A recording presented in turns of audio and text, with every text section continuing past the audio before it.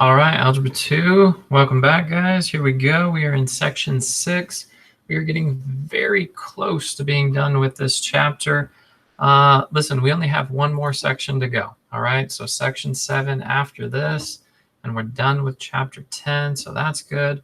So we're all about identifying conic sections. The whole chapter has been about conic sections, talking about circle, ellipse, hyperbola, parabola, all these different shapes. So this whole section is all about identifying if all you're given is an equation, what would this make? Or if you're given an equation that you have to manipulate into something that is simplified, then what would it make? Okay, so everything you're looking at on the screen there, all those charts, if something is highlighted in the chart, you have to copy it. And I realize that you may be saying, it looks like you highlighted everything. I almost did, but not quite. And I know that any little part that I could take out, you'll be thankful for. So let's try to look at the bright side on this one. All right, so you have 4 charts that you're looking at. Everything, for sure, you're copying the title of the chart, because if you don't know what the title is, you may not have any clue what you're actually looking at.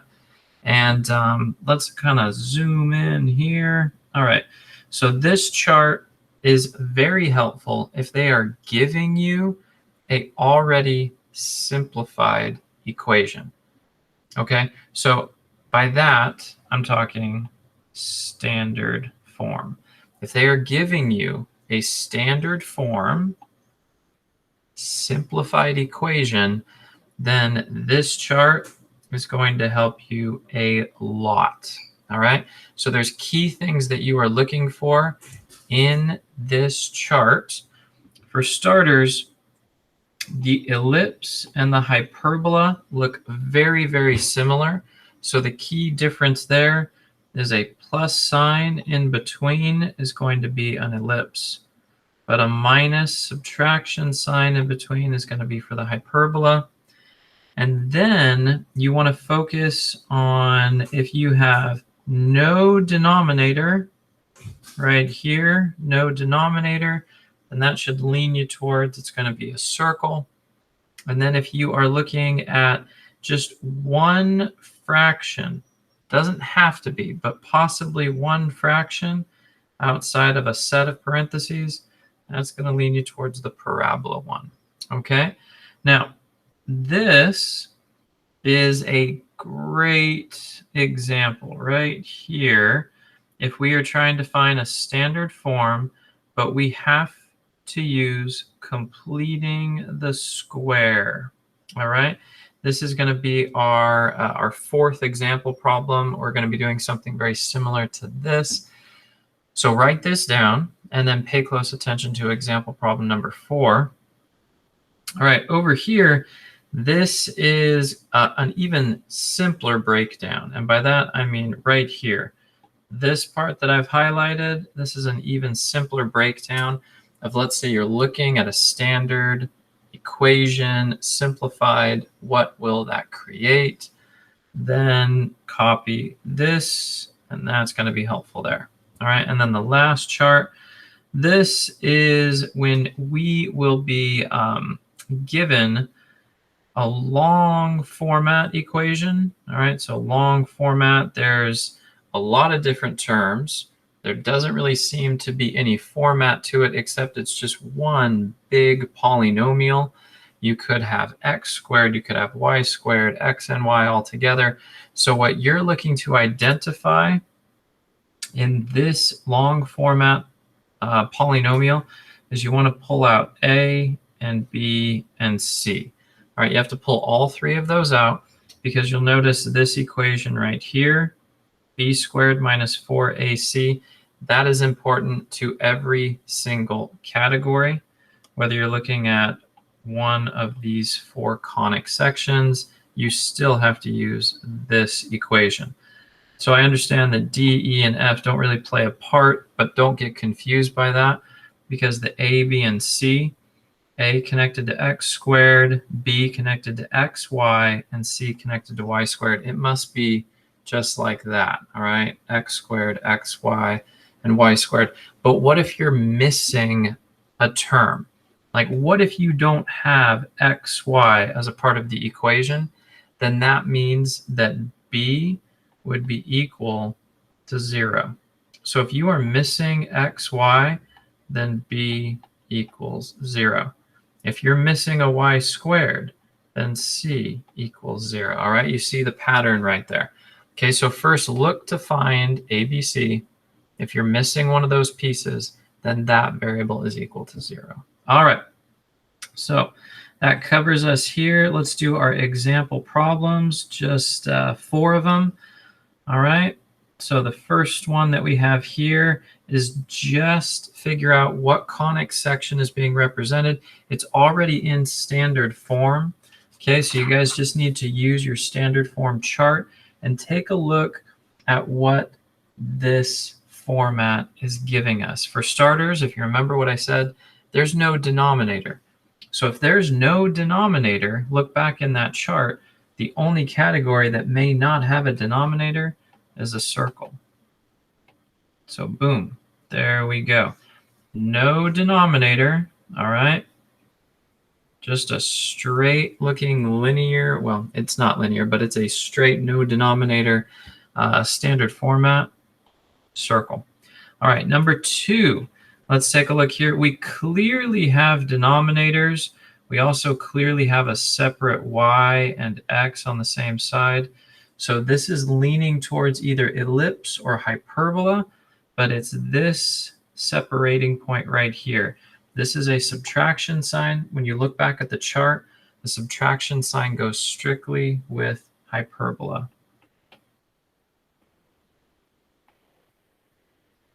All right. So that's the key piece there. Clear denominators. All right. Equal to 1 is another defining factor. That would either be hyperbola or ellipse. And in this case, subtraction, hyperbola. Okay. Let's keep moving. We're making a lot of good pace here. All right. So I've already started to break this down. Okay. So we can kind of just zoom into what we need here. I broke this down where this is one of those big polynomials, and you're going to have to find a, b, and c, and you're going to have to use the equation b squared minus 4ac. All right. So we are given x squared, which means this is a, 12. We are given xy, which means 24 is b, and we are given a y squared, which means that 12 is c. All right, so there's the breakdown of a, b, and c. Now we need to plug them into b squared minus 4ac, solve that, and then look back at our chart under classifying conic sections. Okay. So b squared is going to be 24 squared minus, and then let's just put out 4 sets of parentheses. A 4 is given always. A is 12, and C is 12. Okay, so 24 squared makes 576 minus, and then we have 12 times 12, which is 144 times 4.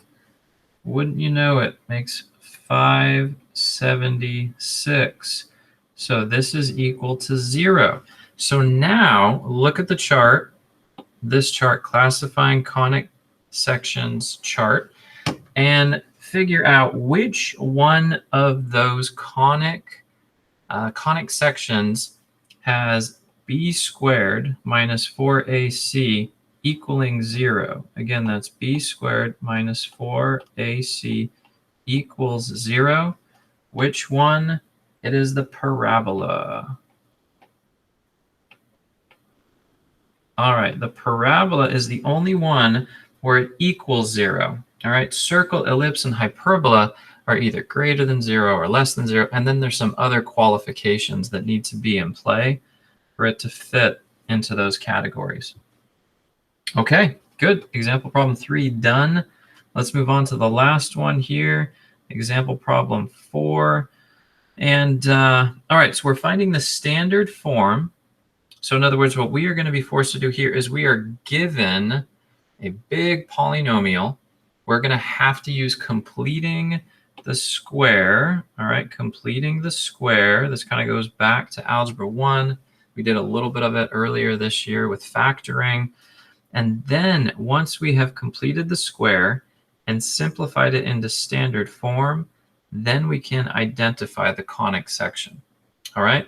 Now, in this specific example problem, you're going to notice, I'm going to zoom in on that note right there because this is what I'm addressing here.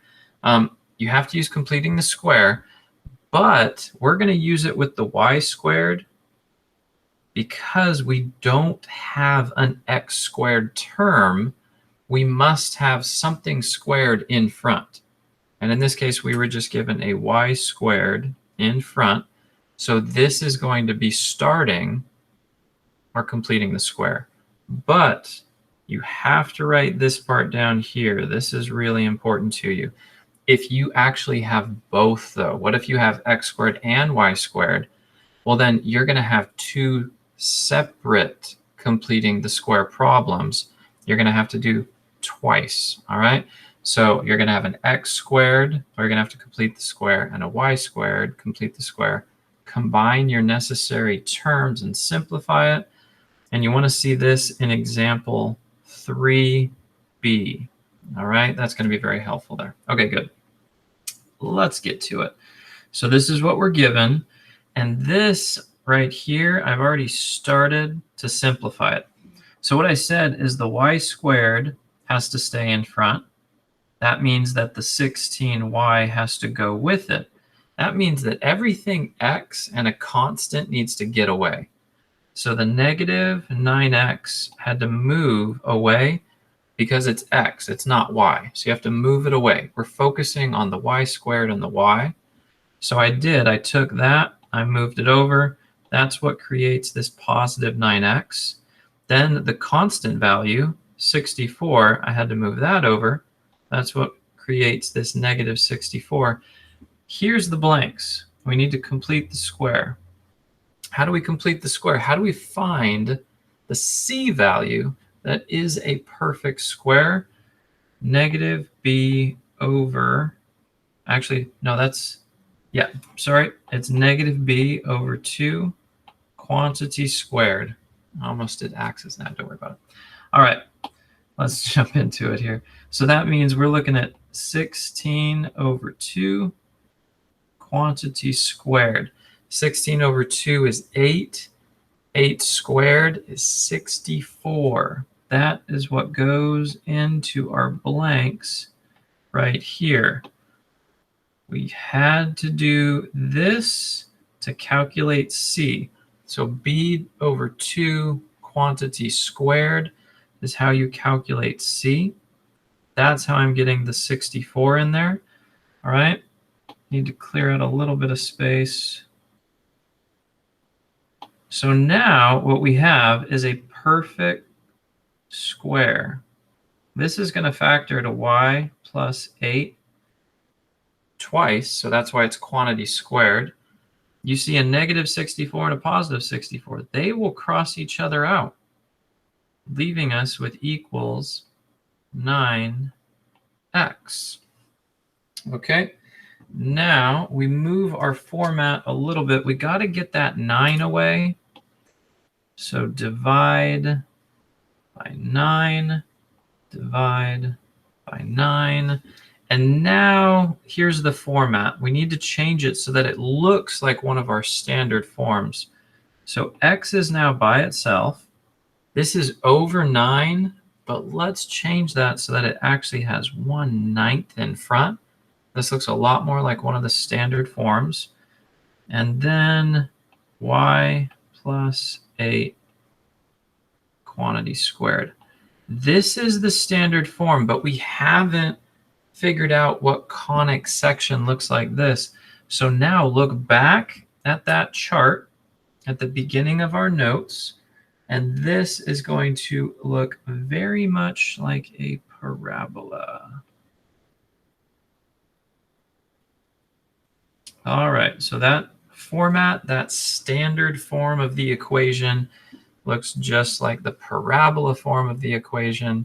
So that's how we are getting the conic section, all right, by completing the square.